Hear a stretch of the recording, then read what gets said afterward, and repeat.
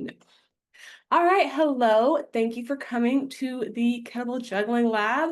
So I'm going to pull up and share my screen with the slides and present. Perfect. Let me see. I can you all see yourselves in there? I want to make sure I can, if anybody has Yes. a cool. I'm gonna put you guys on this corner. Um, and cool. So welcome to the Kettlebell Juggling Lab. Here is the agenda for the day. I'm going to do a little intro about what juggling is, a little intro for myself. We're going to hop into the pendulum style swing, and then we'll jump into the juggling moves. And I have all the different juggling moves broken out with slow-mos and everything. And then we'll do the intro into the flow movements, rotational, lateral movements, and then we'll do practice. Generally, I don't think any of you have come to workshops with me before.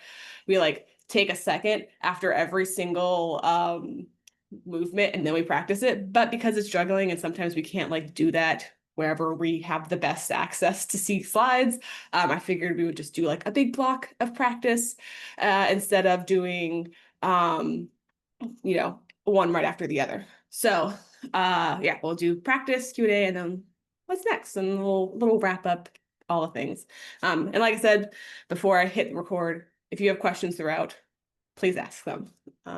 So hello, I'm Tiffany. I've been coaching since 2017 and I started flipping kettlebells in like 2018. I went to a kettlebell sport competition and I saw Oksana do like a kettlebell juggling exhibition. And I was sitting with my friend and I go, can we do that? And she was like, it looks like it. So I immediately went home and started practicing and started doing some sort of kind of flips on my own. Juggling's really grown since 2018. So there's a lot more information about how to juggle that's not in Russian. So that's really exciting for the whole world of juggling. And then generally, I do a lot of odd and unconventional lifts, bent press, old-timey strongman stuff, Bulgarian bag, steel mace. Let's talk about juggling. So juggling has been a part of kettlebells as long as kettlebells have existed.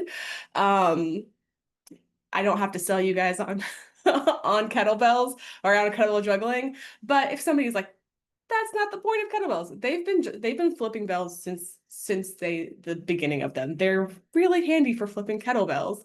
Oh, you have somebody else. Admit. Hello. So as long as kettlebells have existed, we have had people flipping kettlebells. Um, it's part of kettlebell sport. So if you're interested in doing like classical style juggling, you can like actually compete and get points and recognition for doing kettlebell juggling. My personal style is a lot more flow based. So we're not going to be doing like very specific precision based juggling. If you have questions about it, I do know a fair amount about it. I've talked to a lot of classic jugglers. You are going to drop the bell. I promise you it's going to be okay. But also like let's not drop the bell on the second floor of your apartment building if we can possibly not do that. So find a spot that is going to be safe for you to drop the bell so we don't enrage all of the landlords across the country or continent because I think we have people all around. And also make sure your nails are not long. If you have really pretty long nails, when you make catches, you will probably chop them off a little bit. I've never like really hurt myself juggling. The most I've done is jam my fingers and I've broken every single nail that I've ever had. So just make sure as you're practicing, especially as you start to practice like multiple rotations or more complex movements, that you do trim the nails. Go light when you're learning, and what's light for me might not be light for you, and that's okay. So just find the bell that works for you. Generally speaking, like when we do like competition or classical style juggling, women are juggling 8 kg and men are juggling 16 kg. My personal preference is like 8 to 10 are my two favorite bells to juggle. But really finding whatever bell you can to juggle. I think the first bell I was practicing with was a hard style 12K bell. And also sport bells are going to be easier to flip just because of the shape. This bell is like a nice flat shape. So the rotations are just a lot more simple versus a hard style where they're going to go out and in. So that's just something you have to be aware of when you're doing the flips, that it's going to try to be off kilter a little bit more. And we'll talk about how to make that an easier process as well. Any questions before we hop into the next part? Yeah, cool. So let's start with the pendulum swing. This is not a requirement to flip a bell, but it does make it a lot easier, especially if you ever do think about going into like classical style juggling, because it's a sport and this is a sport style swing or pendulum swing, whichever version of it you want to say. I'll probably go back and forth on it.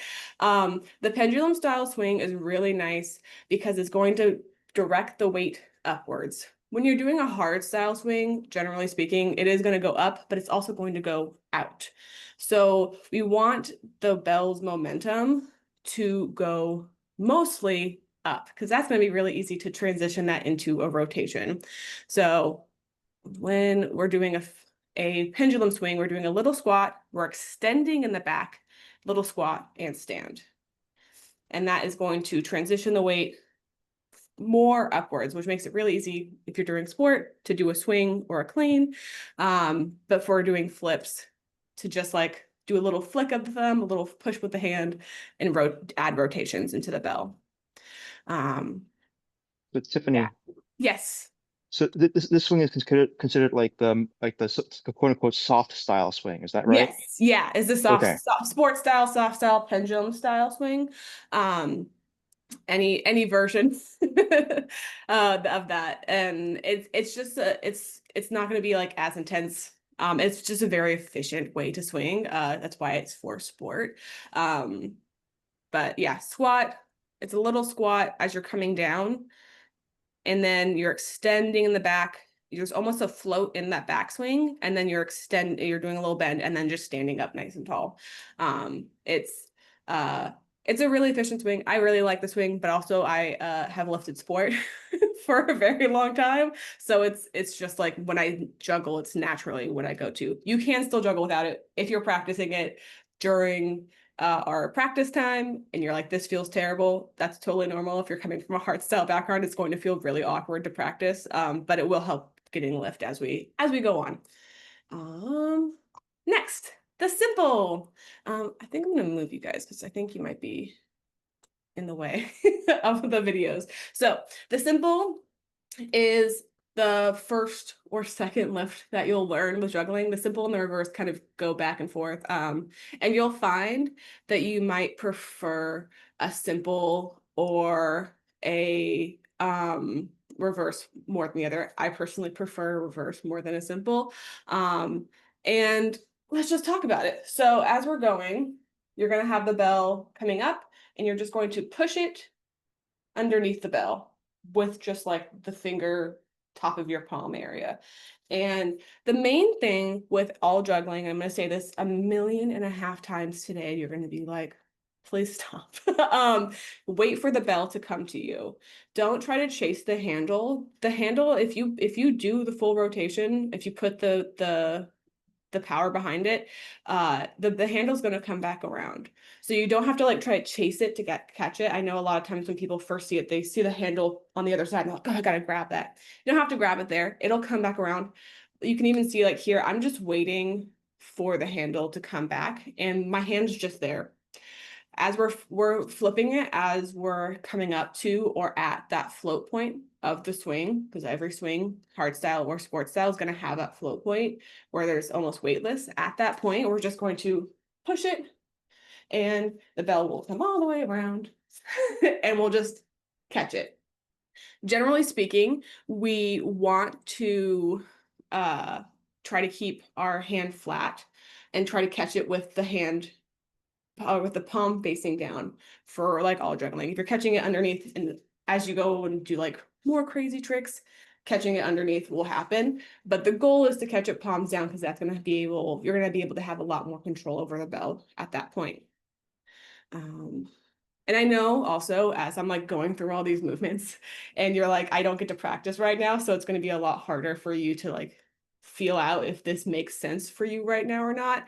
don't worry. As we practice, because we will have that big old practice chunk time, you can fully ask questions there as well. Because right now you're like, yeah, mentally or physically that makes sense, but like actually doing it is an entirely different system entirely. So that is simple. Do we have questions about this as we go? Cool. You can ask questions again too later. And here's the Are you reverse. are Oh, go you ahead. catching only with the same hand or the opposite hand? Either hand. So I think in the video, I'm going back and forth with my hands.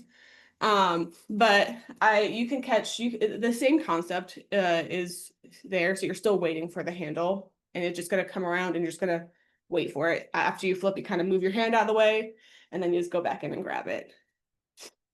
Cool. The reverse, with the reverse, we're gonna push it over the top with the thumb. So as we're coming up, we're going to push it straight over the top with the thumb doing the rotation. With the reverse and the simple in every move, we want to make sure we're pushing it straight. Don't push it at an angle because the more of an angle you push it at, the weirder the flip is going to be and the harder it's going to be to catch. So straight over the top. And it's just a little flick of the thumb and your elbow's kind of following through with that flick. And just like with the other one, we're just waiting for the bell to come back around. Because if you do the rotation, if you put the power behind it, it's gonna come back around. And it is gonna take a lot less power than you think because the bell's momentum's already going up. So you're really just pushing it out of direction, just slightly out of the momentum, right? We're just pushing it a little bit over or pushing it a little bit under. And it just is really simple or reverse to put it in the right position. Just a little flick. Perf. Helicopter or the heli. I'll probably never call it helicopter again after reading it like that. Heli is one of my favorite moves actually. So the heli, we are having the palm down and we're doing a little flick outwards with the fingers. A little flick. The heli because the handle is flipping around like a helicopter wing. As we're coming up or at the float point, you'll flick the wrist and then you can do the recatch. If you give yourself a little extra time, like as you're coming up, and you'll figure out that timing as you go. Like this isn't something you're gonna get probably on your first time attempting a helicopter flip or any of these flips. You can figure out like, okay, if I flip it here, it's gonna rotate up and then come back down right where I want it to. And you can kind of see as I'm doing these juggling flips in the slow-mo, it goes up and then comes right back down. And my hand's just there waiting for it. And this one's really nice. This one also makes it really easy to do like turns because you can kind of flick it outwards and then you can turn your body for flow purposes. And always try to keep your hand parallel with the floor. Don't do a weird angle because the weird things happen. It's going to be a lot of the same tips for all of the things because keeping your hand parallel, keeping your hand not a weird angle, going straight in the positions is going to be the main thing for basically every single flip that we ever do. The mug. So the mug, as expected, you're holding it like a mug with your thumb up. And then you're going to push with the thumb. So we're here, we're just going to push it with the thumb around. This one gets off kilter very quickly if you flip it at a weird angle. So make sure you start with the thumb up so it's like actually vertical and push it around. Apparently I didn't turn off the slow-mo sound on this one. I can hear it. This one is also like the basis of like a rack flip, I find. So you can use like that mug style push off with the hand and handle. And just like all of the other flips, we're going to push it around the thumb. We're going to wait for it to come to us. We're not going to try to chase the handle. And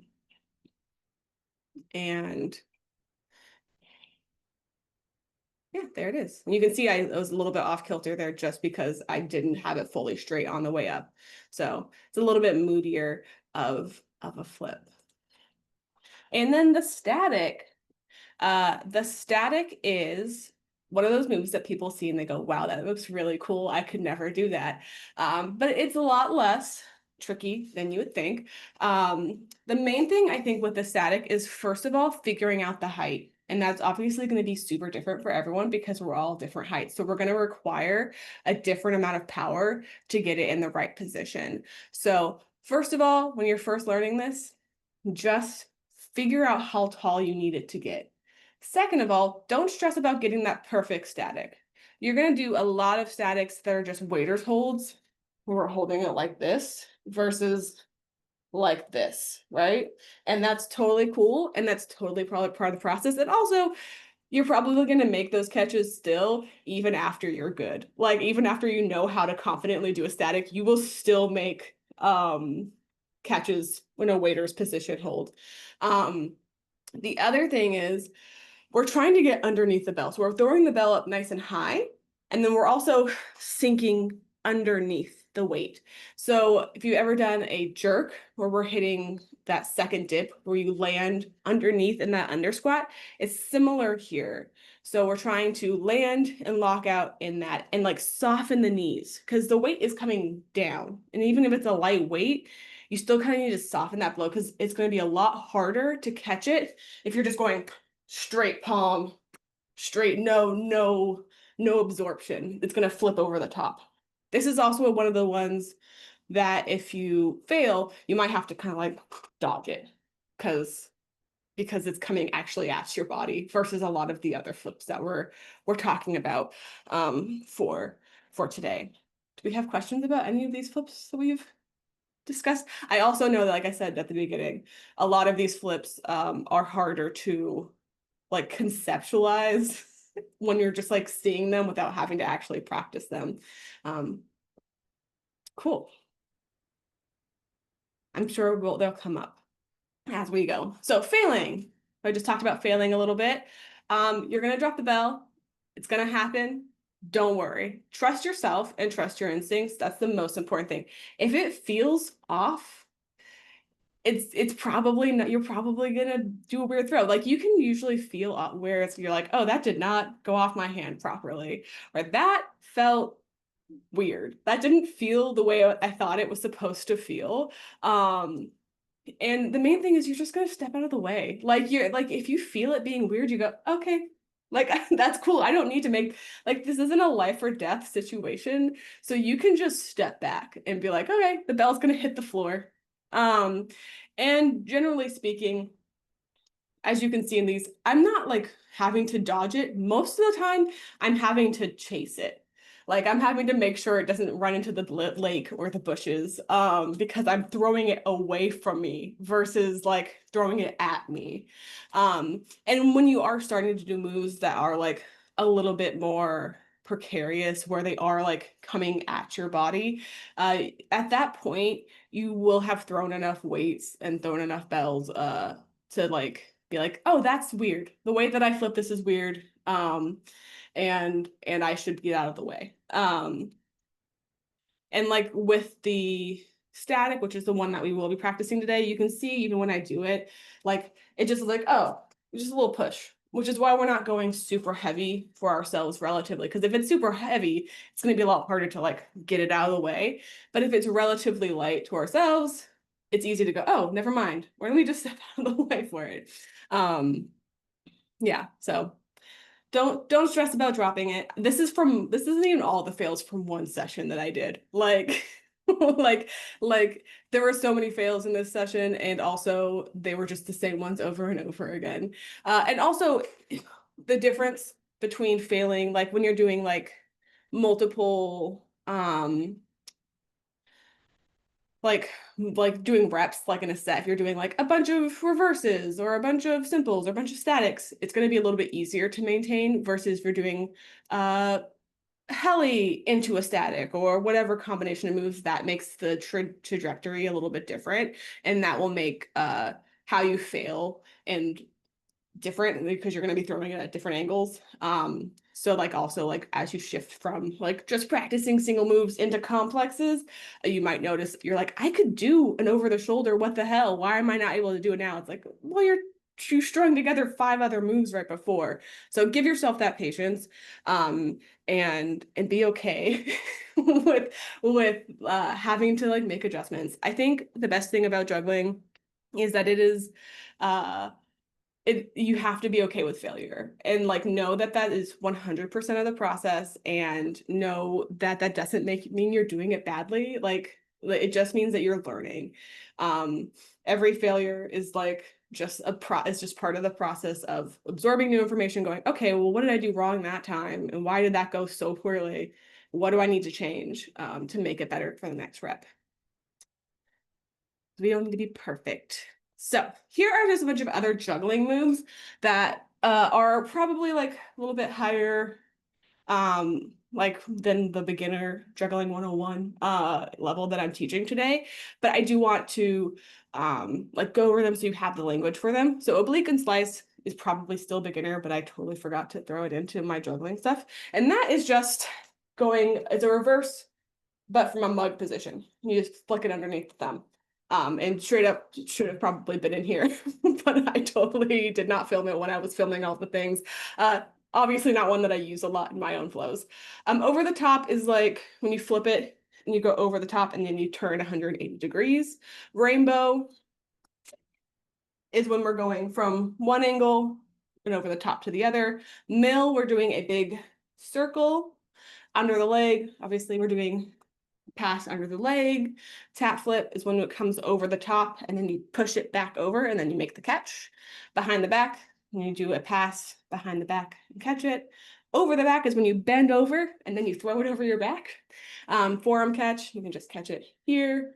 Rack flip, you bring the bell to your rack and then throw it across, kind of like a mug, over the shoulder, the kick up start, and the snatch flip. If there's any of these that you like want me to deep dive into, especially when we do our practice period, feel free. But I just wanted to make sure like you had some of the language. I know this isn't an exhaustive list of every flip that is available to you when you're doing juggling, but these are just some of the flips that you can build up to. And a lot of these are just expanded versions or like higher level versions of these simple flips, that simpler flips that we're doing today.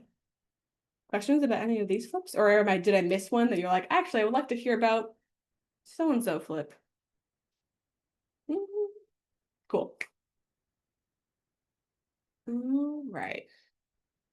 So, general things to remember with juggling. Don't chase the handle. I know I said that a million times, but let the bell come back around to you. If you flipped it, it's gonna show up right where you want it to.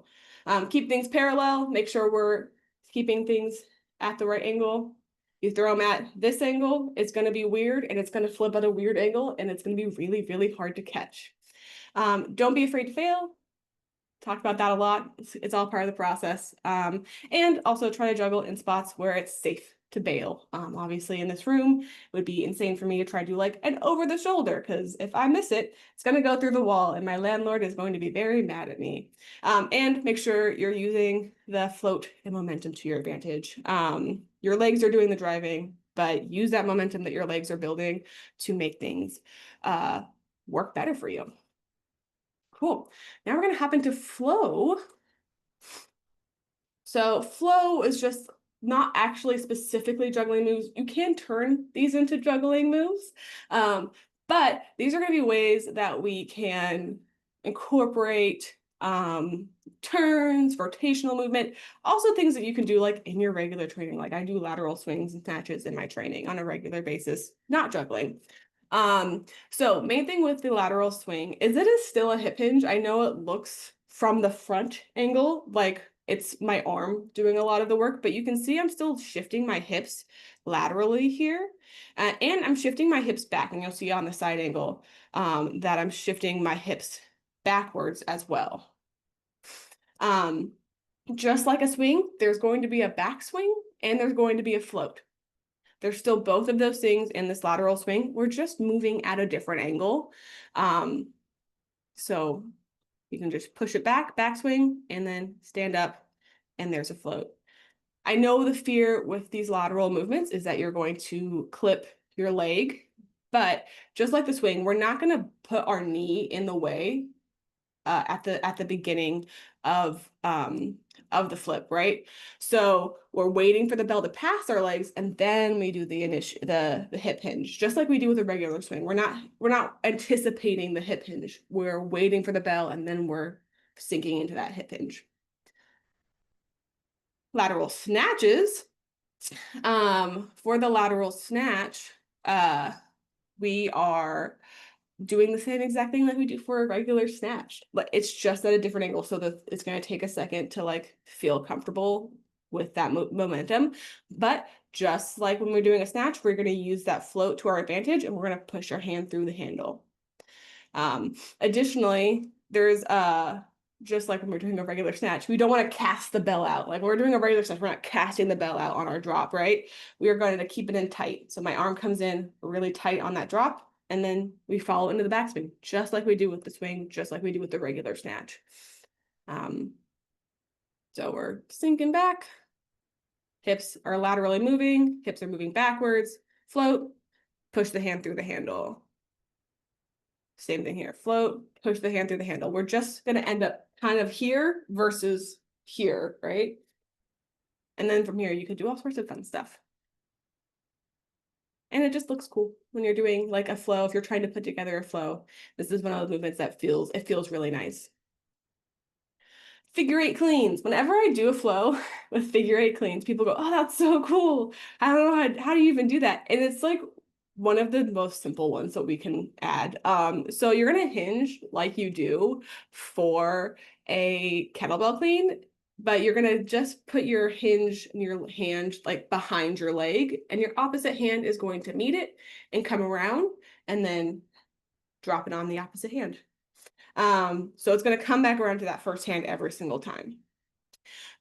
You need to make sure that, this is going to sound really silly, make sure you let go with the first hand, because otherwise you might get caught in the back of your leg, which has happened to me several times. So make sure that you are like, your grip, you're not doing like a death grip situation, which is true of all kettlebell work, and especially with juggling, because we need to be able to transition to having no grip on the bell. So as you're coming back, just going to meet in the back and then bring it back over for our clean. Cool. Questions about any of the flow movements so far? No? Cool. All right, rotational clean. Rotational clean is, we're going to start in the rack position, and we're going to push the bell across our body and then follow it into a little circle. This is almost like a mini beginning of like a mill. So a mill, we're gonna go big circle, like over the top, and a rotational clean, we're gonna do a little circle just down low. So mill is up here, and then rotational clean is down here. So from here, we're just in our rack position, and you're just going to go across, and you're just going to follow the weight, turn your whole body with it, and then bring it into your rack position. We're going to end just like we would in a rack, like regular rack position. And from there, you can turn it into a rotational press, which is something that I do in my general workouts. But you can also go into like a rack flip. You can also do like a rotational clean type flip as well. Or you can just use it to turn if you want to change directions in your flow. You can just go here and then actually full follow, take a step with it. Lateral passes. So this one is the first step to doing under the legs and mills. And we're just going to be passing it back and forth here. And that is going to be also like the addition, like you can do like the passes where you're like catching here or catching here.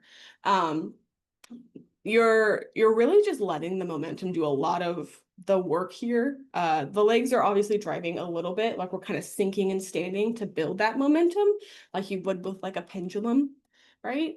And then as you get more proficient with and feel comfortable like that, you're not gonna clip yourself on the legs, you can add the flips in there. So we're here, find the float, just like we do with everything. And you can just add the little reverse, simple mug. Like you could do any of the flips that you want from here. And then you can also add the under the legs and things like that as you get more comfortable with it. So, question? Cool. Yes. Are we gonna have access to these slides later? Yes, I'm gonna have you'll have the whole entire video replayed, and then I'll have the slides linked as well. Great, thanks. Yeah, of course. Yeah, it'd be that way you can like watch them over and over again, because I feel like that's the most helpful way for for anyone to learn this, because like I said, having to like break it all up is less ideal, but it's easier for like safety purposes. All right, so how to flow. So how I build flows, there's a few different ways. So one, I just start doing things. Like I just start flipping the bell. And or doing rotational movements or doing whatever I want until it kind of turns into a flow. When I first started doing flows, they were very simple. It was like, I'm gonna do a swing and a clean and a press, and then I'm gonna do a snatch. And then maybe I'll throw on a windmill. And that was like my first like foray into flipping bells or building flows. And then as you go, you can kind of build them out longer and more complicated. And I also, for all of these, recommend you have like a very fun playlist that you like can like really vibe with, because sometimes I can just like find a song that's like, oh yeah, this song is like a juggling song for me. And that helps like kind of like find a rhythm in with the weights and your movements. Another way we can do this is by picking like several moves that you want to hit and build around that. So if we're trying to do a simple and then a static and a lateral or under the leg, we obviously can't go from simple to under the leg because we're here and we need the bell to be moving laterally. So how do we get from there to here, and how do I make that like feel cool? So okay, I'll do a simple, I'll do a static, and then that means I don't have to go straight. I can use the static to change the direction, and I can go under leg. But how do I finish it? Because obviously I can't just like stop under the leg. So now I'm at another position, and how do I build out to finish the flow? And that's just a way you can like find those connections and find those ways to like build out complexes, build out flows for yourself. And then you can keep going. Like I picked 3 moves for there, so it's pretty straightforward, but you can be like, I want to do an over the back, and I want to do under the leg and between the legs, and I want to do all the things. And you can find ways to connect them that feel like natural and like the movements work really well. But like I said, some movements aren't going to work together like super easily. Like we're not going to be able to do a static or a simple into a lateral movement, because then we'd have to like static catch and then like I guess move our arm out here, which doesn't really feel great. And then also make sure you're moving with the bell's momentum and not against it. So we don't want to be like trying to do like I just said, like a simple and then pull it out here, because that doesn't really move. Or if we're doing a lateral and we turn this way, we don't want to have to try to turn that way. You want to work where the bell's going, and that'll make it easier to turn. And that's something that you kind of just learn as you practice and learn how to build out flows, because you'll be like, I wonder if I can go to here, and then you try and you're like, sure can't actually. I can't do that. Perfect. So I want to do a little warm up before we go do a thing, just so I want to make sure that we're all like body prepped to do some flips. So I'm going to do a little quick warm up with you. And then sorry, I got to move my chair out of the way. And then we'll go do our transition to flipping bells. Perfect. You're all good. Cool. So to start, we'll do some cat cows. It's gonna inhale, look up, and exhale down.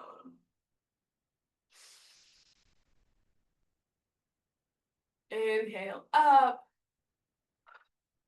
exhale. Good. Then we're gonna do some big circles with our shoulders. These are called stack push-ups. So we'll do big circles with the shoulders. Let's see from this angle.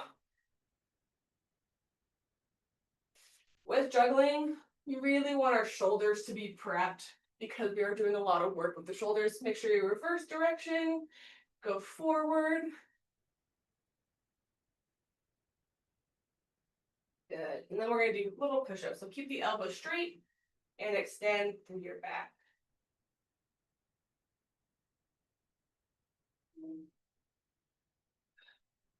And make sure you're breathing through all of this. And also when you're doing flips, make sure you're breathing. Now we're going to go into a downward dog.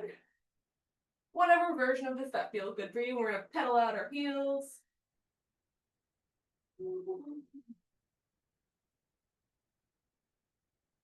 And then we're gonna take a big step forward, place your foot next to your hand and open it up. You can place the back knee down or not. Whatever feels best for you. Get a few rotations in there or sink in, depending on what feels right for your body. Also, let me know if you can't hear me because I know I stepped a little bit away from my mic. Go. Same thing on the other side. Open it up.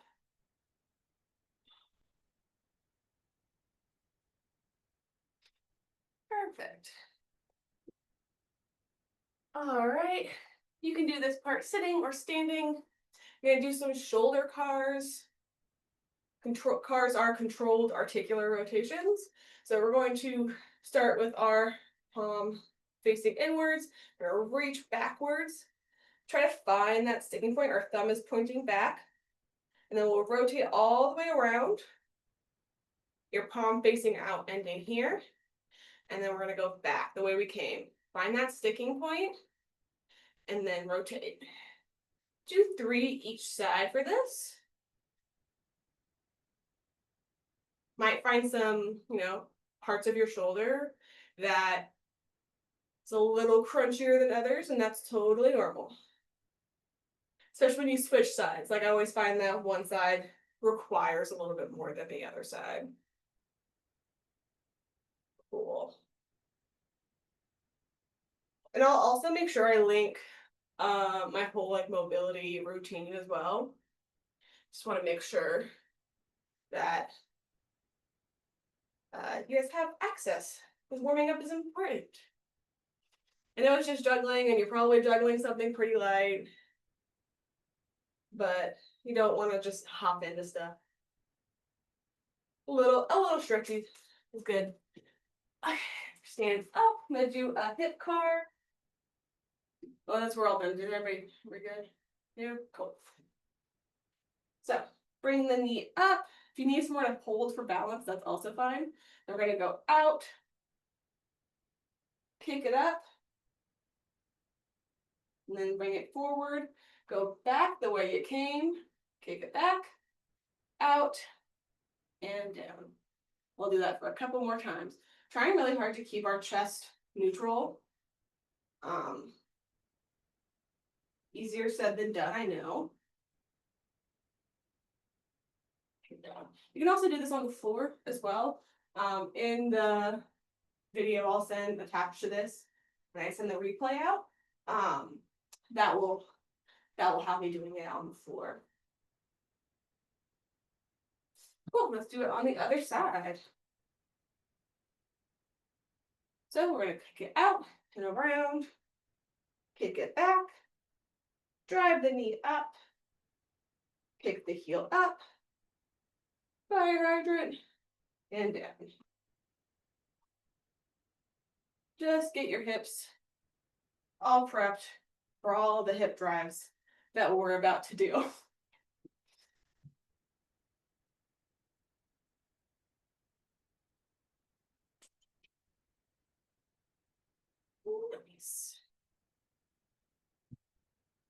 Perfect.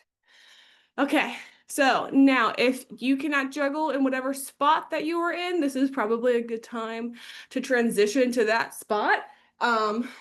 Make sure we give everyone time. So I want to make sure everyone can do flips, practice the flips. So if you can't do that, and if you need me to like drop the meeting information so you can like sign in again or something, please let me know. I can drop that in the chat for you. So you can like copy paste it or passcode or anything.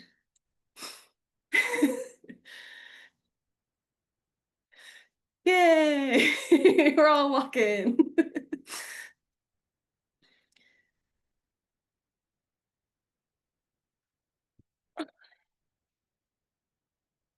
Woohoo!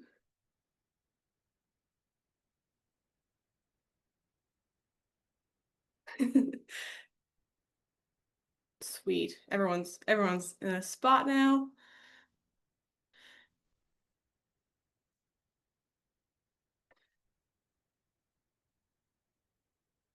Shelly's been ready. She's been outside ready to flip bells the whole time. Cool. Yeah. So if you want to start flipping, think start with like and if there's any specific moves that you want me to see that you want feedback on, let me know. Misty, you're still kind of blurry, so you might want to take off your background blur. So we can see ya.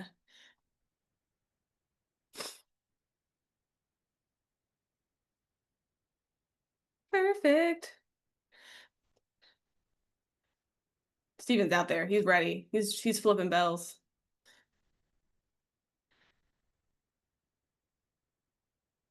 Cool.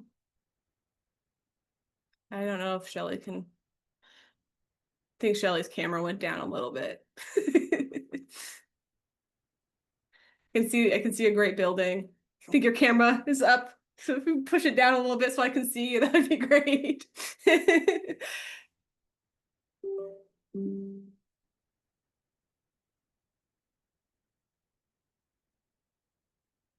Yeah, probably a little bit lower even. Great. So I think if we all do some of the like simple or reverse, and then I can kind of run through all of the things that we need to like focus on for that. Make sure you're waiting for the bell to come around. We're pushing it with just the finger right here and going underneath it.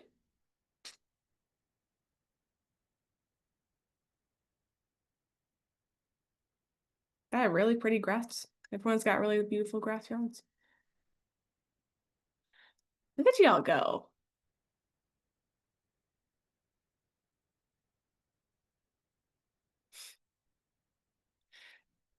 Misty, when you're going, I would make sure that you're going straight over. Right now, it looks like you're off kilter a little bit. So keep the bell, your hand parallel.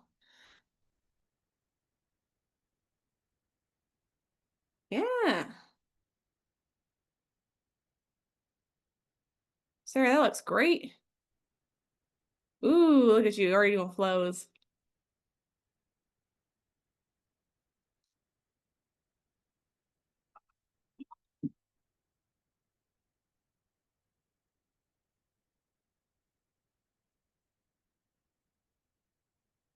That looks great, Steven. Lovely little reverse flips. It's okay. No, I'm done.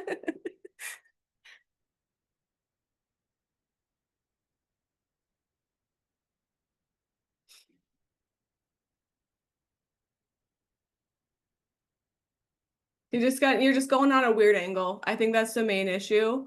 You're going at a funky angle, and that's why it's going like this. You're also doing a hard mode because you're going on hard style. Oh, okay. Okay. So I gotta do the softer style.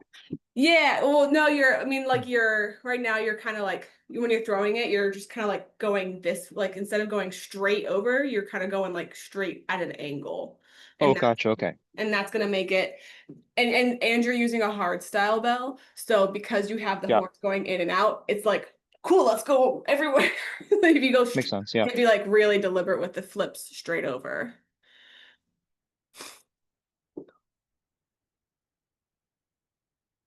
There it is. Cool.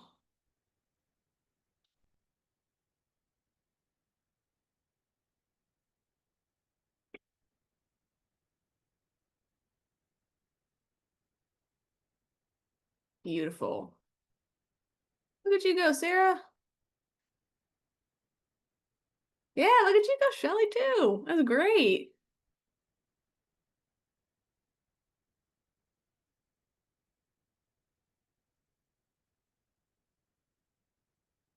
Gorgeous. Gorgeous everywhere. And a static. Beautiful. Cool. I think Misty, try to keep the bell a little bit closer to you right now. You're having to like really reach to make those catches. So right now, when you're flipping the bell, you're flipping it like all the way out here. Try to stay in tight, like if you're doing a clean, if you're doing a snatch, we're not coming all the way out here. So keep it in closer than you think. And I know that sounds a little bit sketchy, because you're like, I don't want the bell to hit me. But if you keep it in tighter, you won't have to like reach as much to make those catches.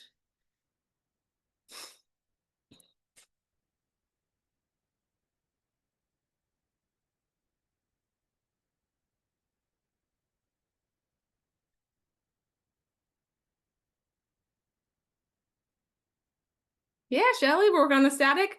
Throw it even higher. Like I said, don't stress about the bottom of it. Just try to bring your arm up with it and catch it at the top. And then we can add the flip up as you get more confident with it.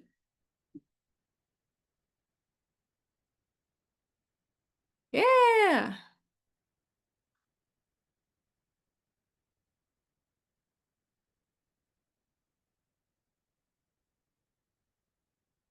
That's a static, Steven.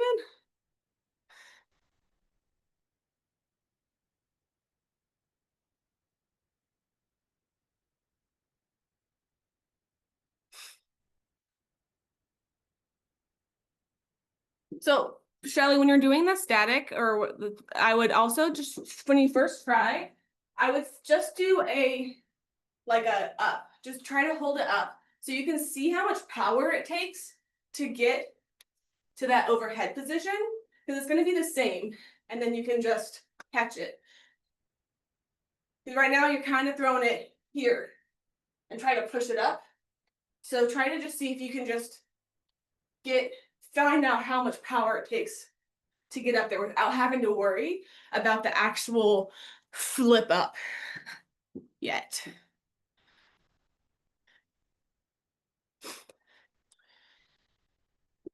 Whew, it's getting toasty in here.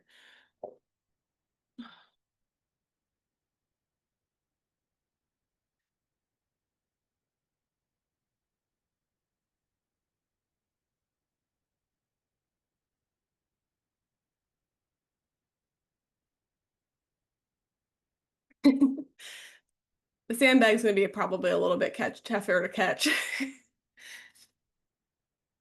Or easier because you can just fist it.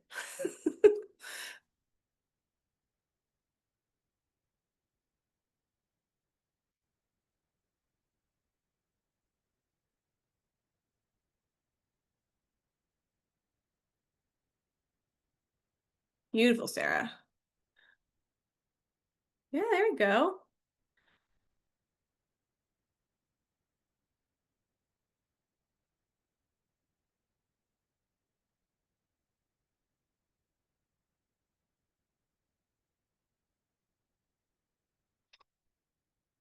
Misty, when we're doing the flip, I would think bring that hand with you. Let the hand follow you. Like when you're doing two hand like alternating swings, right? We come up. And oh hi Ed, thanks for being here. Um uh when we're doing the hand to hand, we're here and then we're catching. like when you're like regular. So right now you're kind of like waiting for it, and then you're having to reach your hand out like really fast to make the catch. So let your hand come with you, and then it's going to be a lot easier to be there for it. Yeah, that's better. And still make sure we're standing up nice and tall and doing like a really tight, like we're still catching it and we're still like hitting that lockout.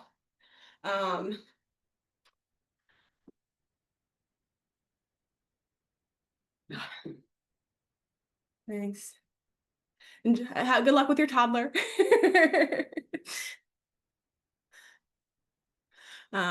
Yeah, so make sure we're still standing up nice and tall so you're like having that time to catch it, because right now you're anticipating it. Cool.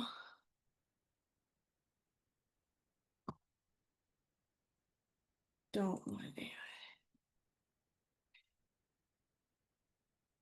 Good, good, good. We're getting there.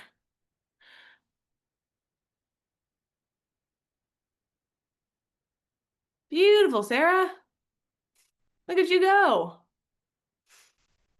So if there's any other moves that people like want me to talk about or you have questions about, or you're like doing something, you're like, this is what feels wrong, just drop it in the chat or go off mute and let me know so I can give you better feedback.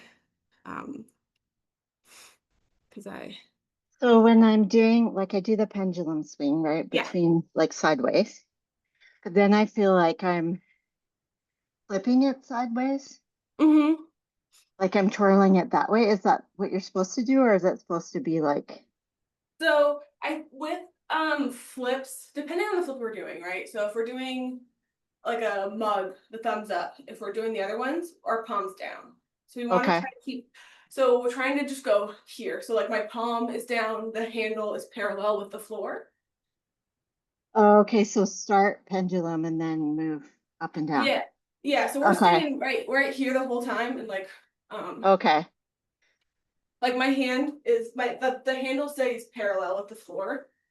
oh, okay, because at the beginning of your thing, you were saying try a pendulum swing, which is Yeah. The sideways, but pendulum swing is just the legs part though. So your hand can be oh, so this is oh, the pendulum swing. oh, So that's what's, the yeah. hands are gonna do So whatever keep you. it up and down like you would with a normal hip hinge Yeah, kettlebell because the swing. hip hinge is like this, right? So if we're doing Yeah, like a hip hinge, we're here, and the power is yeah. gonna go outwards. But the part with the pendulum swing is the legs. Oh, okay. Outwards. So that's Yeah, probably why I'm missing it too, because I'm thrusting too hard and it's yeah, like going on a journey. you're right there, and Yeah, you're kind of like anticipating it, and you're trying to catch it here, like when you're still like yeah. bent, versus just when it's here, Finish. standing Yeah. up. It'll be so Okay. much easier. So we're here. We're just gonna wait for it to come around. Yeah. Okay. I'm gonna give that a try. Yeah. And if there's, which one is the mug twist? Okay, so the mug is here.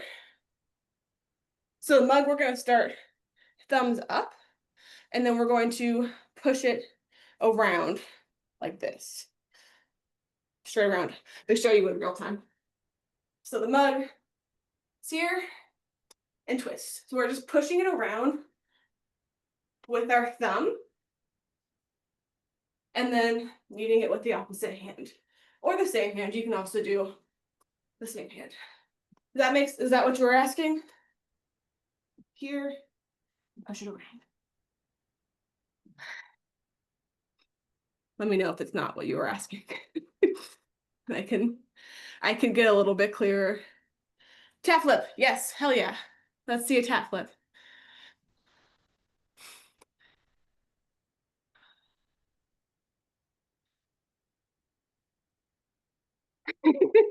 Okay, so I think right now you're doing too much power away versus like up, if that makes sense.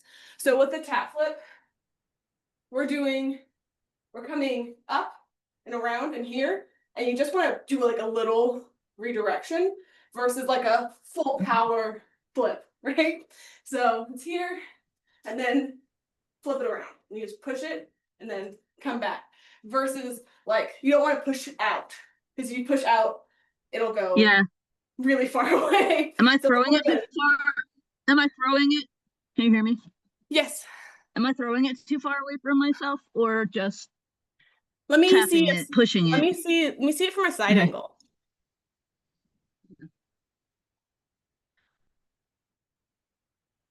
Good.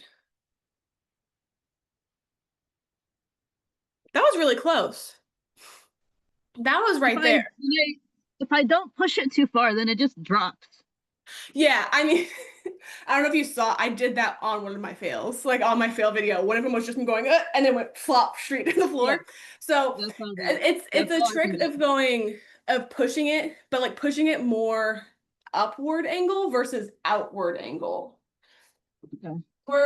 Because if you push it So just straight that way, it's gonna go, oh, okay, and then it's gonna flip a million miles away. So you kind of try to, it's coming here, and you're going to go pop, straight, like more upwards. do I want to push it when it's like level, or more when it's like this, or totally level, or what? You're pushing it when it's. Oh, that was the wrong way to do that, huh? So I push it when it's here. So like. Okay. So almost completely pointed down. Yeah, like it's like I don't know, 4 o'clock. Yeah. It's not quite, it's not 6, because that would be like really hard, but like it's 4 to 3. And also like that'll change based on what bell you're using as well. Oh, we lost Shelly.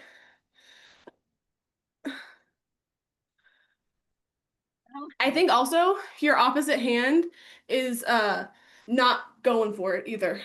You're waiting too long to like go for the catch, because you're hitting the rotation. Like the bell is coming around. Am I supposed to try to catch it? Yeah, I'm trying to catch it with the same hand. Am I not supposed to do that? I would start with the opposite hand. That'll be easier. So that way you don't have to flip and then also recatch it. Okay. So start with the other hand, because you're right there for it. Okay.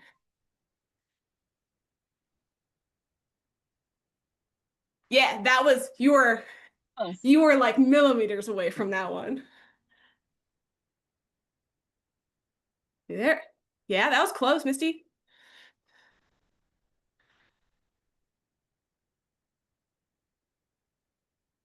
You're right there. All right. Right. That's helpful. Mm-hmm. I feel like I'm gonna hit my deck. But if I stay quickly, I'm gonna hit them out. My eyes are in the sun. Oh, I know. I when I do my flows, it's like most of the decisions on direction is based around which way I'm not being I have my laptop blinded. in a box Yeah. for shade, but yeah. Oh, I see yourself. That's my other problem with flow is every time I catch something, I'm like, oh wow, cool. Oh, what do I do now? Yeah. That's why it's like sometimes nice to have those like sequences, like have like a plan for it too. But like also like but like when we're starting, like being like, oh yeah, cool is sort of how it goes. Yeah. Yeah. Should have made this.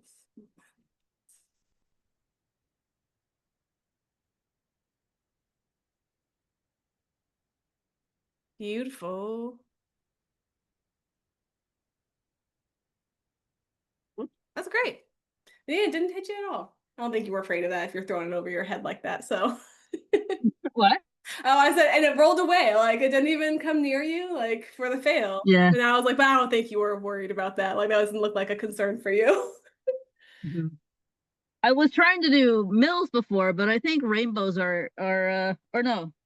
What? Over the head? I don't know. Whatever the words Yeah, are. but this one where you go here and go over the top and turn, that's a rainbow. Yeah. And then I think that's over the easier head. for me though. That's over the top, right? So this one's over the top where you go hold Yeah. away. And then rainbow is here. So Right. like, and I tend to do those like as a heli because they just work really well as a heli because you're like already kind of at Mhm. that angle. And then the mills, you're going all the way across in a big circle like this. Yeah, that's what I'm trying to get, but it's Yeah, I think you can do every that. time I don't practice nearly enough. I think the main thing to practice is the motion. So you can just go, and the thing with mills is you're going to, let me get my camera up a little higher. There's going to be a release point, and there's going to be a catch point, Yeah. right? So that's the main thing. So we're here, circle, release, catch. No matter the move. So it's here, you can just sort of track that and follow it like this. And you're gonna have to counterbalance it a little bit, like as it's coming around. There it is, that's a mill.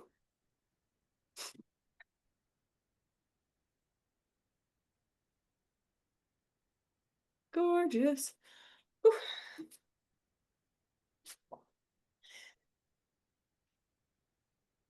Look at that. Looks good. Making the catch is the second part, but you got the right motion.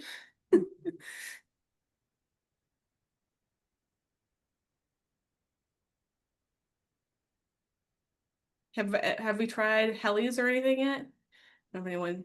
And we lost a few people on the juggling portion of the juggle workshop. I tried the heli. It didn't go well. Oh, It was good. hellish. It was hellish. So with the heli, when we're doing the heli, we're here and we're flipping it around, right? So it's straight across. Also you are using hard style, so like it might just, you have to be like really deliberate because if you're not, the bell is weird. So we're here, little flicks.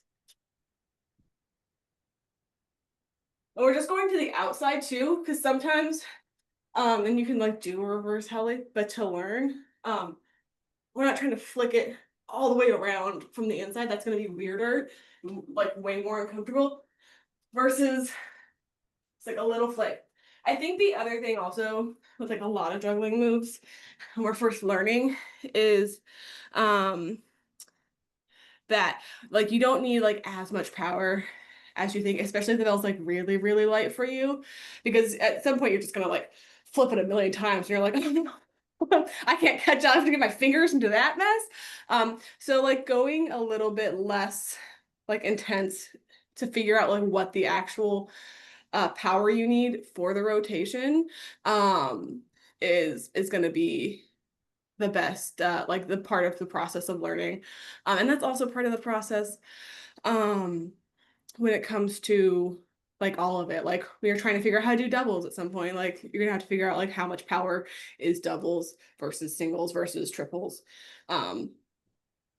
It just, and you're gonna have to drop it a bunch and also probably sacrifice a few fingers in the process of grabbing it. I also generally recommend slow-mo videos when I'm doing like filming yourself in slow-mo or filming it in regular and then like slowing it down so you can actually see where like how many rotations are and like where you're going wrong. Because I film basically everything I juggle and then I delete everything that sucked. And I make, montages of all my fails, but like filming all your stuff or like filming a bunch of the things when you're practicing is going to be so beneficial, even if you share it to literally no people. For yourself, you can be like, okay, where does this look weird? Like where in this process does this not look like the thing in the slow-mo in this wonderful slideshow that I have? Where is the things, where are things shifting and changing? And seeing that. And also like, I don't know about anybody else, I'm like kind of blind.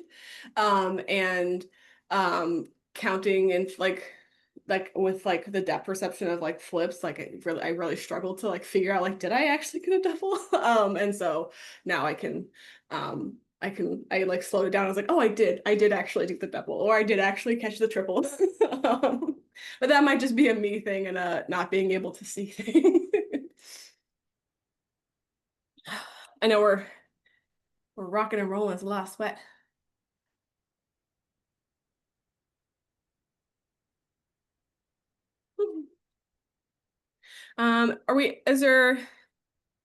Are there any other moves that we would like to practice or see visuals of that I didn't have in the slideshow that are maybe a little bit more complex? What about the elbow? Like you catch it on your arm or something like that? Oh, the forearm catch? That one's like Yeah. way easier than you think it's gonna be. I Yeah. love a forearm catch. So you're just gonna do a reverse, but really close and catch it. So it's Okay. a little reverse and then catch. You're basically just tossing it on your arm. Like, and you can Mhm. obviously like make it like a little bit more complex and like go a little harder with it, but it's really just like a little on your arm. I'll go from the side too. Yeah, that looks easy. It's And really then like little simple and like honestly, you could just like to practice the motion, yeah, hold yeah. it the whole time so you don't have to worry Mhm. about that part. I feel like it can also do that from a clean, I imagine. Yes. Yeah. So you can go clean to here. Is that what you mean? Or I guess doing the clean motion to end up in that position, yeah, it's or basically like a rack okay, position for a okay. clean. And if you ever do like classical juggling, that's one of the stop points. So in a classical juggling routine, you have to do 30 elements broken up by mills. And the only rest period that you have is in a static or in a forearm static or forearm catch. And otherwise you have to do it. And it's like a 5 minute routine. Just a lot of juggling. My juggle flows tend to be like, I don't know, like 30 seconds. So the idea of doing all of that is a lot, which is why they have to be so precise with their movements when they're going. I don't know if anybody here is actually interested in doing classical juggling. What? What was that? I didn't hear the word. I thought you said tactical juggling. Oh, classical juggling or sport Yeah. juggling. And then I figured And it that's out and I said, no, no, no, no, no. That's much too heavy.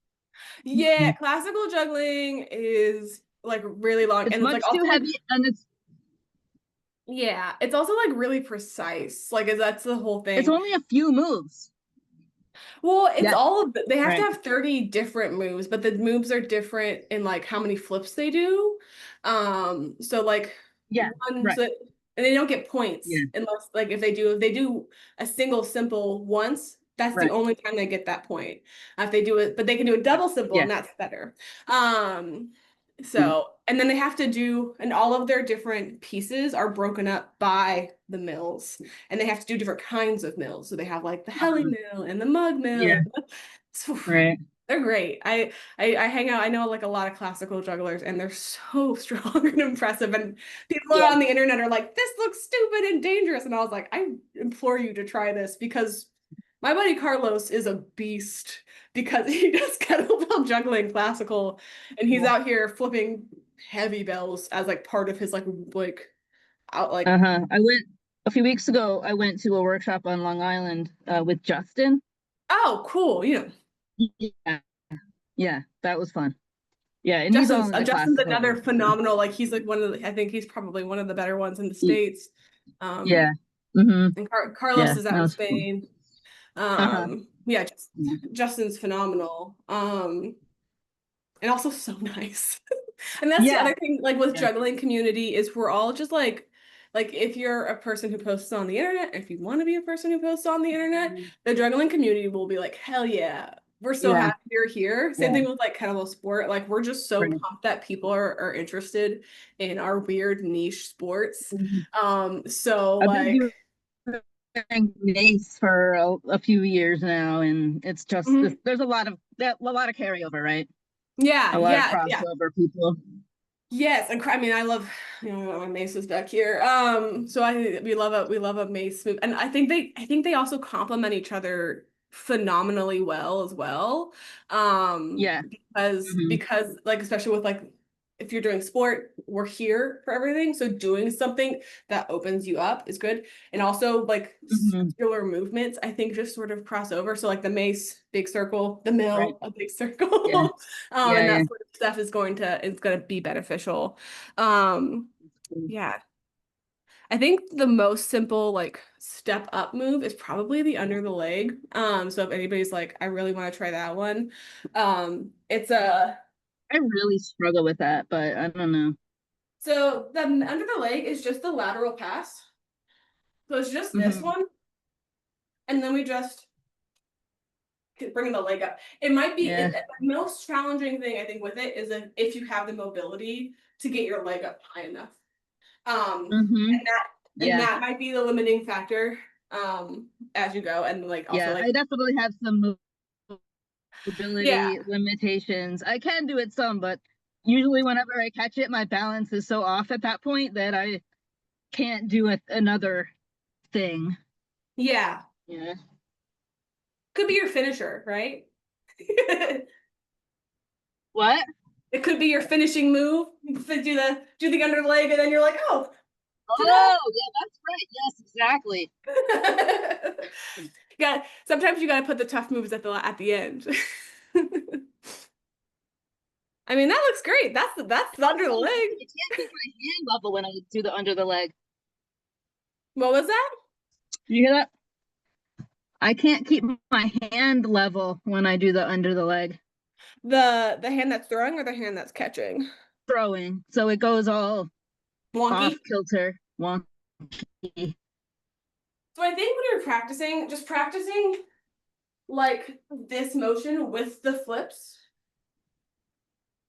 where we're going back and forth, and if you get this move Uh-huh. drilled really easily, Yeah. it makes it really easy when you're then you're like, oh, now I just have to move my leg out of the way, leg out of the way, depending on depending on where we're at.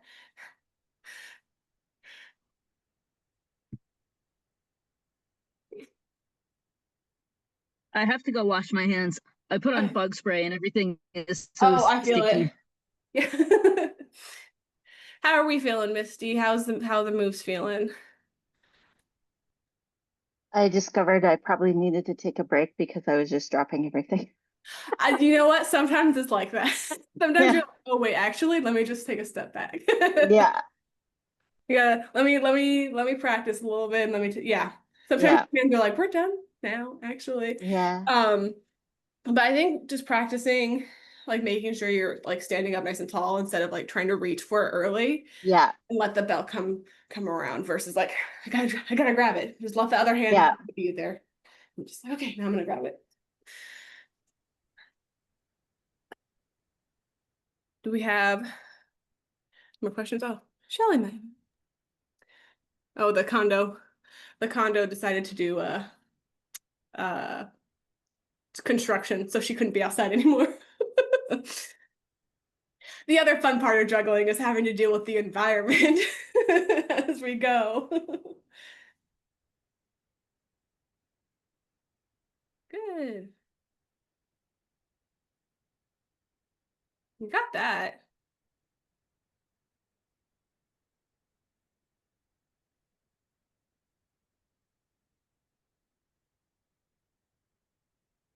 And then if you want to, Misty, we could always practice it like as a one, like without going hand to hand. You can practice it single too. So you can practice it like this with two hands. And that might be even easier to make those catches. Um, or reverse as well. Just to like get the motion and get the confidence to make those catches.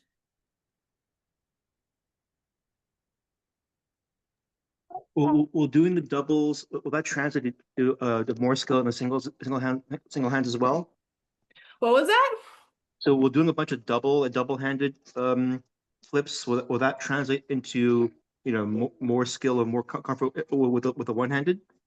Is that a good way to kind of like to train it? Yeah, it's just a good way to like figure out the timing of things. Oh, sure. Because this is hi. This is a very like specific skill set that your brain is like not sure what to do with. So doing things with two hands can just like get your body to do it, have that practice to do it, and like find that motion and find that momentum and make it work for you, versus like single arm, because it's also just like it kind of also takes the pressure off of it a little bit as well, because like single hand I think feels a little bit scarier than two hand. Like I said, when I first learned, that's how I started too. I was learning with hard style two hand, and some kettlebells just kind of work better that way, especially like hard style kettlebells when you're practicing, because if you have two fingers going straight over the top, it's going to feel a lot easier than one handle, because you would be like, oh, this is gonna go straight versus this can go at a weird angle, and you'll feel the difference. Ooh. Good dodge. You just gotta put your hands out there and not catch it like this. You have it. You have the flips. Yeah. Straight.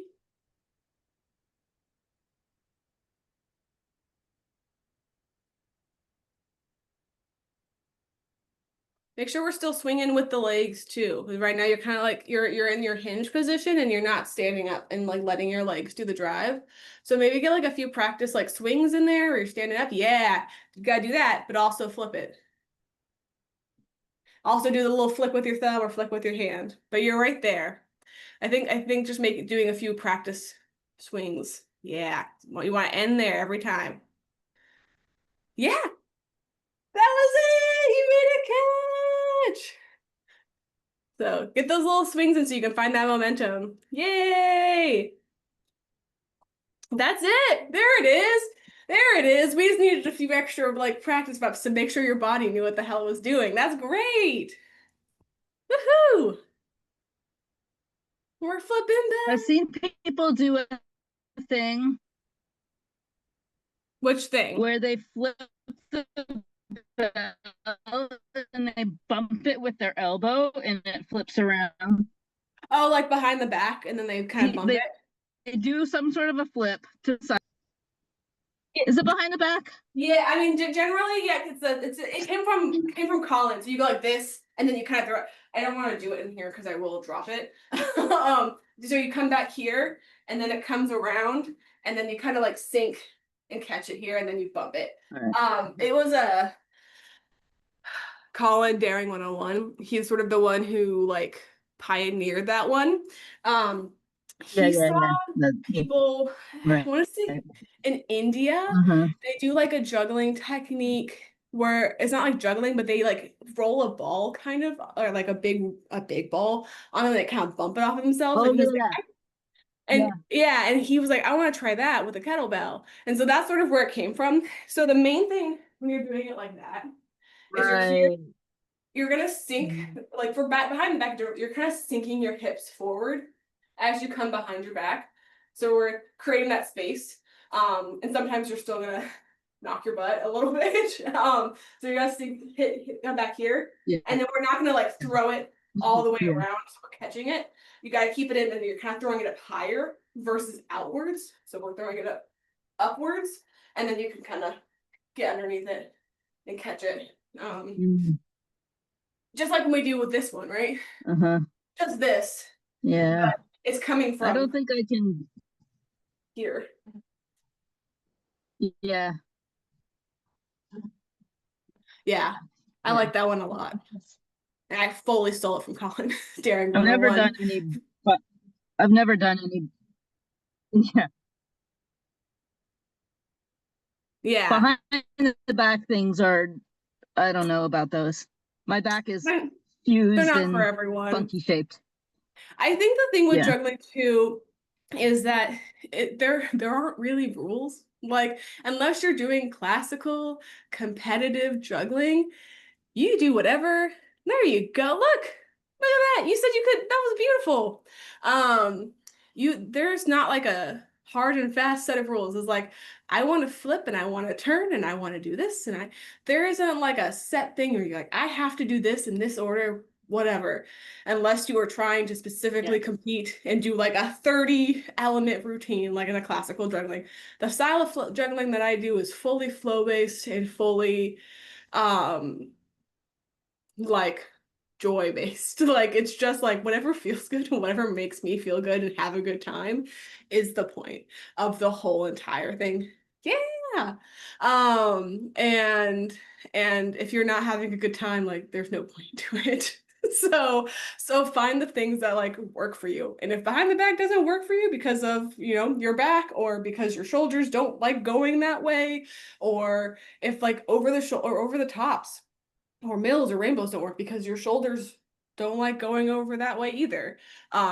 There's nothing wrong. Like it's just finding what works for your life and your body and also like your space. Like obviously in this room, I'm not practicing over the shoulders and stuff. And like this, if this is all I had to practice in, I wouldn't do those because it's not gonna work. And there's nothing wrong with that. Juggling and flow is freedom. And like and also not every single flow needs to have juggling in it. Because why would it? Like most of the flows when I first started learning how to do kettlebell flow was fully juggleless because I didn't know how to juggle. And then when I did learn how to juggle, it was like instead of doing a swing switch, I'm gonna do a flip switch and I'm gonna flip the bell and then I'm gonna do it again on the other side. And then that was my juggle flow. It's just really easy to see all the people who've been juggling for years and years and be like, oh, but they're doing all this cool stuff. And I was like, but Colin's been juggling since I don't know, probably since 2018 also. I think that's about when I saw him the first time. Uh, Same thing with Justin. Justin's been juggling since about COVID time, so he's got 5 years and he's had coaches in Russia. So like where they do classical juggling. Trying to think of other fabulous people. Always tired and she's juggling with Daniel Fitness, or Coffee Fitness, his name is Daniel. So like all of these things, like just give yourself the time to practice and like know that like there's no race here. And if you end up posting things on the internet, we'll just be really happy that you're there, and give you props and tell you that you're doing a good job because this is a scary thing to try. Like flipping a kettlebell is not like a thing that normal people, average people are attempting to do. So the fact that you're trying to do something that is a little bit scary, like that's just only going to make you stronger in more ways than one. Like physically stronger, learning new skills, you're going to be connecting, neurons, but also you're going to be, like, if I can flip a bell, what can't I do? If I can do a heli, what else can't I do? Well, question. So, you mentioned, the starter weights, is for men, 8 to 12 kg. But like all the guys who are doing it like professionally doing or do it competitively, generally speaking, what weights are those guys doing? 16 kilos. 16, that's standard? Yeah, 16 is Okay. what standard like men are juggling. Like if they're doing like classical juggling, as in and like though juggling has like a big flow scene these days, it came from the sport style juggling. Right. And so that's sort of so men generally are juggling 8 or 16 kilos and the women are 8 because that's just the competition weights. Anything above that turns into power juggling. And so like if women are juggling a 16, or 12 feels like it's pushing it maybe on what power juggling is. But that turns into power juggling, which means you're doing a heavier weight. And you'll see, I don't know if any of you like follow any of the jugglers in the world, but there are yeah, cool. Of the juggling weights, like the juggling competition they had, the last one was in Arizona, and they had like a power juggling competition, and they were able to build out flows with like heavier weights. And they had one in Brooklyn as well. So like women were juggling at anything over 8 kilos, and men were juggling at anything over 16 kilos. Generally speaking, it's also like sport.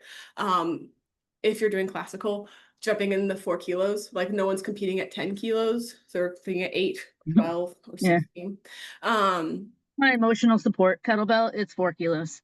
Love it. I know, and I know like Steph Jorgensen, who's Yeah, Sorensen. she's phenomenal, and she's so Yeah. good. And I know she juggles a lot with her 4 and 6 kilo bell, and she's so good. And she's like insanely talented. Oh yeah, yeah. Yeah. I just want to be her when I grow And up. that teacher who taught her second graders to juggle. Oh yeah, Jamie. Right. Kettlebell Classroom. They're Yes. super nice. They sent me some clubs. Yeah. Yes. Yeah, that's amazing. I actually have one of the my 10 kilo kettlebell is from the same person that she gets her kettlebells from, Kid Kettlebells. Oh really? Is it physically smaller? Yeah. Oh, it's so Yeah, cute. it's physically small. Wow. And the That's handle's awesome. smaller. Mm-hmm. And so, and also like, once again, these are sport bells. So Right. so they're in like congruence with the with the adult bells. So in there, so hard sports style 28 kilos or orange. So they made this orange, so like a kid whose parent is lifting a 28 would also have like the same bell, Oh which yeah, I think yeah, is yeah, very yeah. sweet. Nice. But I turned Yeah. mine into a jack-o'-lantern. For I use it for my spooky season flows. I do a month in October where I do a bunch of Halloween themed flows. But also, but those Nice. are my 2 favorite bells to juggle. The King's bells handles are a little thicker. My King's bells are 35 millimeters, and they're a little bit less fun to catch for me. Mm-hmm.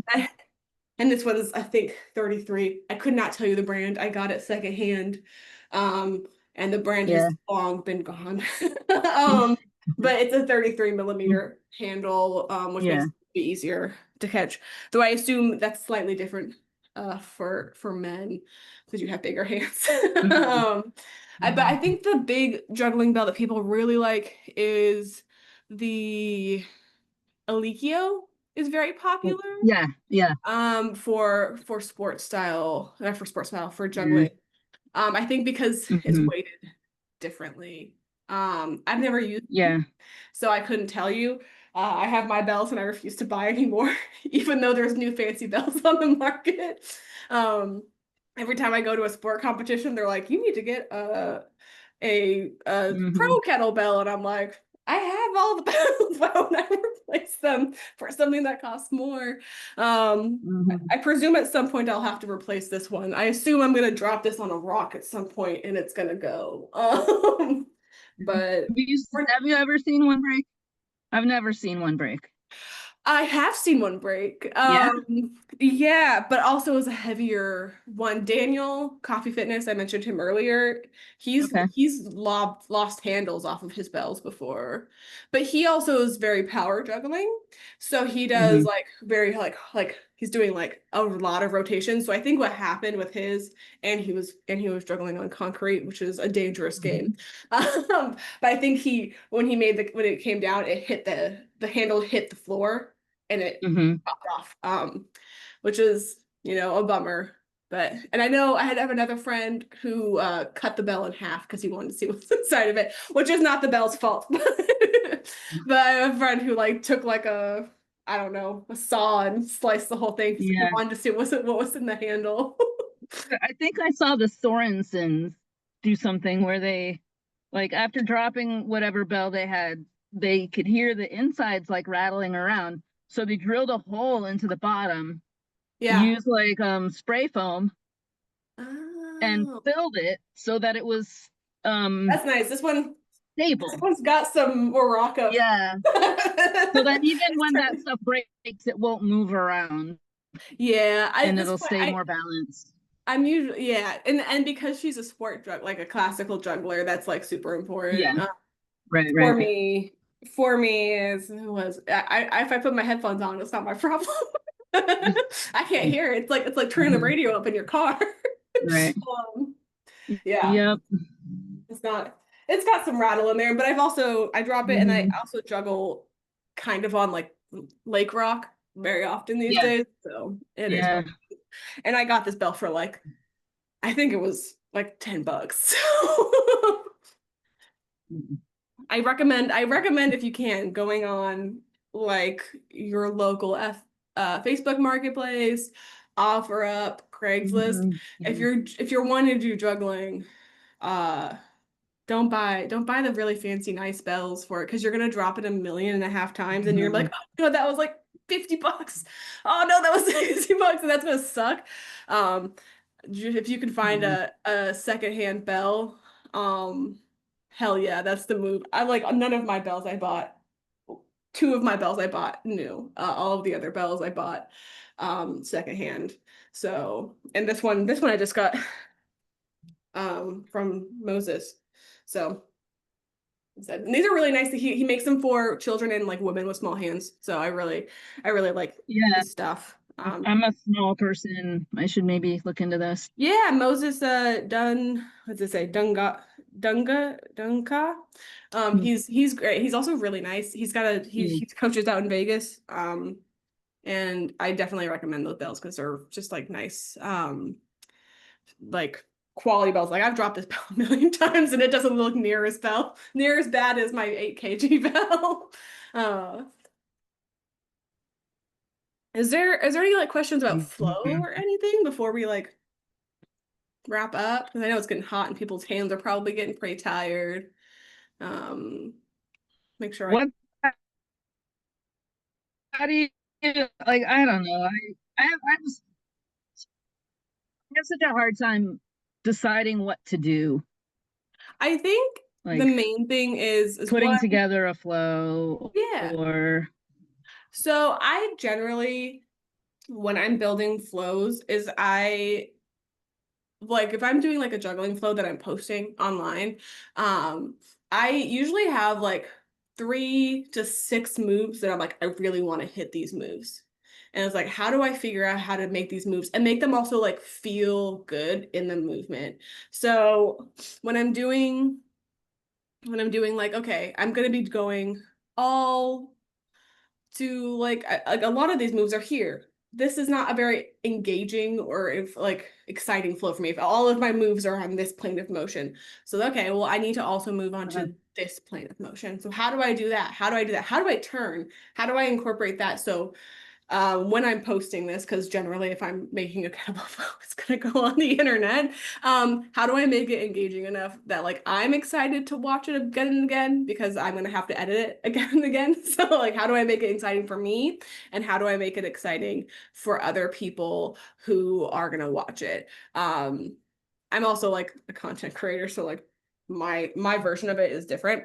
But like I don't know, give me a few flows, give me a few moves that you'd be interested in, and we can kind of break out how to make a flow for that. This is what I like. I love building flows like that. So we can figure mhm. out what like let's break out some moves. What are some Well, I flows that was we just thinking I could, after we're done, I'm going to try to video and do like the 3 things I kind of figured out today. Okay, Like so what under under the leg. leg, over the top, and then a tap flip. I'll see if I can do all 3 of those in one without putting the bell down. Love it. So we have over the top, and that's a great change of direction. We have a tap flip, and that's, you know, on whatever plane of motion, whichever way you're turning. An underleg, we're going side to side. So how do we want to start? Do we want to start with a flip? Do we want to start with like a dead flip? We can start, so we can just do like a regular flip to kind of build up the momentum, right? So let's do like a reverse or a simple. And then from there, we can build that into a tap flip if you want to go straight into your fun moves for the day. Or you can go, I want to do a over the top and change direction entirely. What would feel cooler for you to do? And that's I like let's make it feel cool. I think I feel the most successful with the over the top Cool. So that let's I go can into the like over the top. that I can actually continue after that one. Love it. So is under the leg the one that you feel like the most precarious about? No, I think the tap flip. Tap. Okay, cool. So we can wrap up with a tap flip. So now if we're at the over the top and we've fully changed direction and we're here, what do we go from here? Okay. So we've done an over the top. The bell's momentum is going really hard. So let's do like a little heli, right? Something really simple to like slow us down a little bit maybe. So it's easier to do to move into the next move, right? Because if you're going from here, this big overarching movement with a lot of momentum, it's going to be really, really hard to transition into anything really, because you're like, oh god, I'm all the way down here catching it. Even if it's not like super intense. So from there, I always go when then I do a figure 8 into a heli. oh, perfect, easy. So that's great. And that's also one of my favorites. So perfect. We'll go over the top into figure 8 heli, and that's how we build it out. So we go figure 8 heli.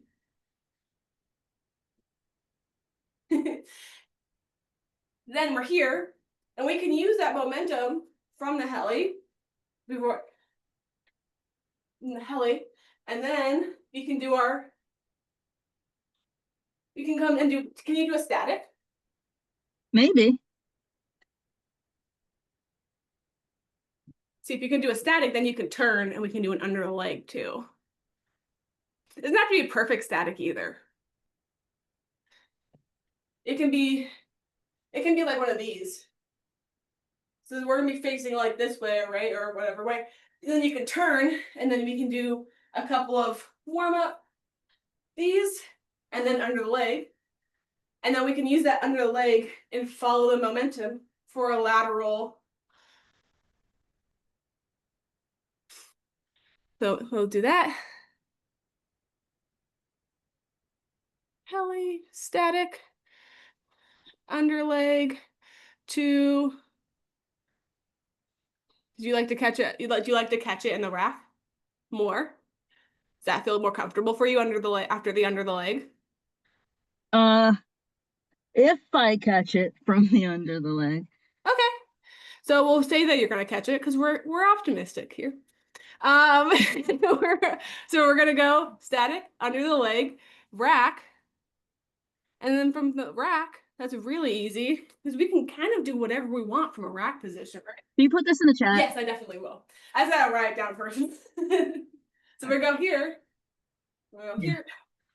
rack position, right? Or you probably catch it, right? You go like this, like that. And from here, you can do your cat flip. And then you can finish it with a cool kneeling finish. Kneeling. Or the cat flip, I meant. Did you just say the kneeling finish? Can you do a kneeling finish? Is that what you just said? Yeah. You just go. Yeah. I want to learn that. Do you do it from what kind of a flip? Reverse or regular simple? Ooh. Or anything? Simple. Regular. Simple. Okay. If you wanted to just like do a flow without juggling because you live somewhere where it's cold 8 months of the year, Yes. would you go a little bit heavier or? Yeah, it depends on the flow, really. Yeah, okay. So like if you're doing like a bunch of overhead movements, obviously we'd probably go a little lighter.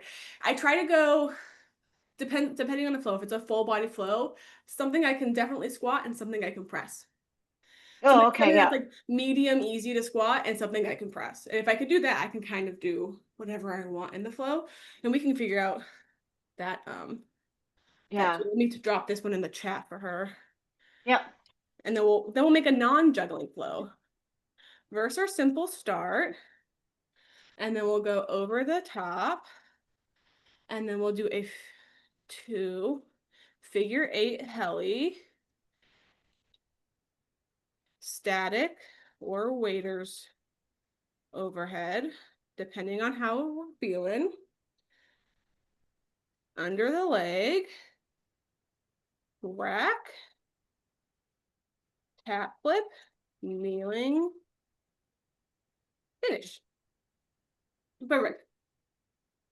So that is that. All right, so if we're doing a regular flow, no weights involved or no flips involved. Let's figure out if there's like when I build those sorts of flows, it's like, what do I want to do? Like, what's the point of my flow? Am I trying to build up my cardio, my conditioning?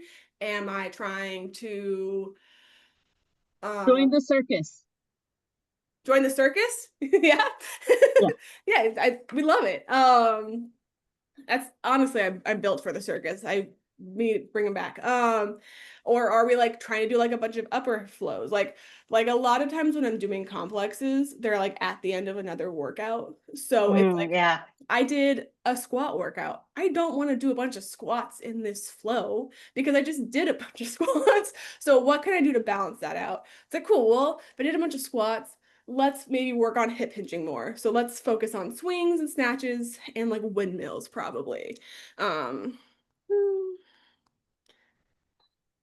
maybe something rotational because squats are very here, right? So let's add something with some more rotations. We've got a windmill. Maybe instead of doing what we'll do a snatch, windmill, and we'll follow that to do a lateral swing or a lateral snatch. Now we kind of change the direction. And then let's see where that takes us. Now, a lot of times it's just building it out and be like, well, what would make sense to go on after this? So if we're going Yeah. swing, snatch, windmill, we're already kind of heading this direction. So lateral, swing, snatch, maybe we'll go again. Or we can go lateral, rotational, in, rotational press. Yeah. Oh, that might be a good. Ooh, let's knock something in. Oh, that's too heavy. Lateral, swing, lateral, clean, rotational, press. So we can go swing, snatch. Oh, maybe that works better. And also sometimes if you're doing something and it doesn't, and you automatically go to something else, maybe that's the right move for the flow, right? We go swing into lateral snatch, windmill, into lateral clean and press, and then switch sides. And do it all over again. And that's a full body complex right there. I'll pop that in the chat too. And that's just Seeing you really break how, that down is like super, super helpful. yeah, it's really just Yeah. like if it doesn't feel right, like a lot of times when I build flows, I write them down and then I do them and I go, huh, that doesn't actually work. like that doesn't like my body's like, yeah, I want to do something else in between that. You go, okay, like that's fine. like if it doesn't feel right, it doesn't feel right. And you can just modify it. So let's go swing, snatch, lateral snatch possibly. Let's just say lateral snatch because I like it that way. Lateral snatch. Follow that into a windmill. Lateral swing clean. Rotational press. And then switch. There we go. And that's a flow. And then you do it for, and then like how I put them in is I will do them for all like depending on if it's like a move where you're flipping a bunch, right? Or like when you're doing like back and forth or singles or doubles, like I'll do it like I'm gonna go back and forth 3 times, or I'll do all of it on one side, and that's a little bit more challenging. Do 3 reps on my left side and then 3 reps on my right side. And you just sort of feel out what feels right, or you can do it for time. Sometimes What's you like, the windmill again? windmill is this, Oh, okay. the hip hinge. So we're standing here, and then we're putting one foot out, and then we're shifting the hips out that way. So we're shifting that way. Ooh. The arms stay straight, and you can look up at the bell. So the side that the bell is on is the side that goes down. So That's it. So look up at the bell, other way. Oh. There it is. This one's great. Like that's a great exercise to just add into your routine in general. Like sets of windmills. It's really good for your core and your shoulder because you have to kind of rotate underneath the bell. These are actually some really great exercises because basically, like, I do lots of kettlebell swings or alternating and snatch, but some of these, like the windmill and all that, or even the side Mm-hmm. They're great. lateral swing. Yeah, and like juggling is great, but also like sometimes it's not feasible. Like Yeah. I live in a place where it rains for several months out of the year, and like Mhm. sometimes I'll go risk it, but also sometimes there's lightning, and I don't feel like being struck by lightning while I throw around a wet metal ball. Yeah, exactly. Or the snow. I've also lived in Colorado where the snow was like, maybe I'm not juggling today because the snow is up to above my knee. Well, at some point I wouldn't be able to catch either, right? Because my hands would be too cold. Yeah, Yeah, no. I live in Vermont, and yeah, we juggle in snow sometimes. Yeah, I mean, I did like my snow flows people very much liked, but they were very much Yeah. not for me. They were very much for people on Mhm. the internet because they're like, that looks really cool. But like a lot of times if it was like cold, Yeah. I'd have like 10 minutes to like figure something out, and then I'd have to go back in to like defrost my fingers and then go back out and try it again, which is not a super fun process. Cool. I think we're coming up here on the edge actually. So is there any more questions before we like move on to like my final slides thing? No? Cool.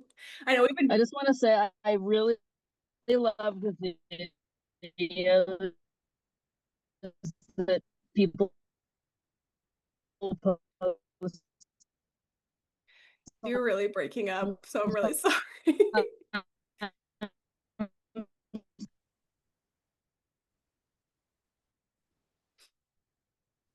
I don't know if I can't really hear you. You're frozen.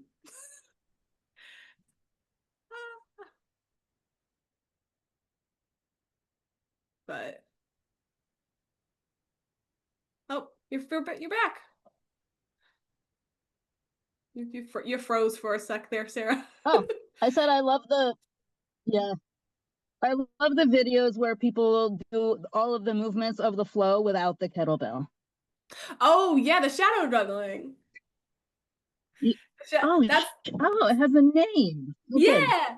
Yeah, good. this is why my neighbors think I'm insane because I do all of my flows without the weights to start. I also do a lot of my Yeah, my flows and my regular flows, and sometimes they're really long, and I don't generally outside I don't carry a whiteboard with me to like write down my flows. So yeah, to practice to remember them, you just do like you just do it like you run through all of the moves without. So if we're yeah. doing yours, right? It's a simple. We're gonna go over the top, then we're gonna do figure eight heli, and then we're gonna do and I just run through it without it, and then that just gives your body the muscle memory to like actually remember what you're doing. Yeah. I don't know if that's the like agreed upon name, but that's what I call it. That's basically what it is, right? Okay, let me show you the last little slide I have here. So, what do we do next? So what I have a challenge coming. I've been posting about it and teasing it on my Instagram. I'm doing a challenge flow series the first week of August.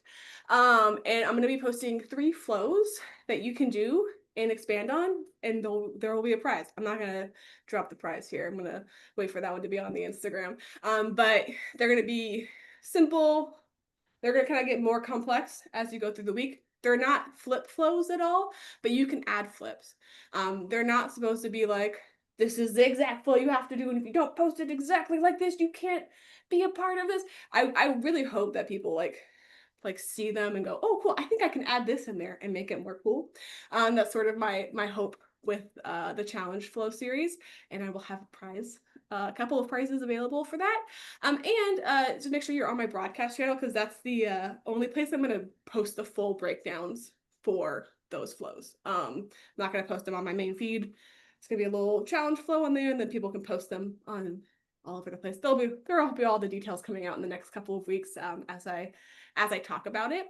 If you would like more guidance, I do form checks for $30 on my website. You can just purchase that if you want, like, I want feedback on this specific lift. I want nothing else from you. You can do that. I also do one-on-one sessions. You can just buy like a one-off training session with me. And then if you would like to do like a whole coaching program where you get sessions and programming and form checks and like literally everything that you could possibly want, my one-on-one coaching program is Fortune Flourish, and you can apply for that. And that's a several-month commitment, 3-month commitment to start, and then it goes month to month after that if you want to continue on, but you don't have to. Just a nice way to get everything that you could possibly need: programming, feedback. You can track out all the things that you could possibly track in there, and it's a lot of fun, and I love doing it. So that's all the things I have. Thank you so much for being here today. I know we had some weather issues for people, so not everyone got to stay for the whole time. So if you're watching the replay, thank you for watching the replay. I really appreciate it.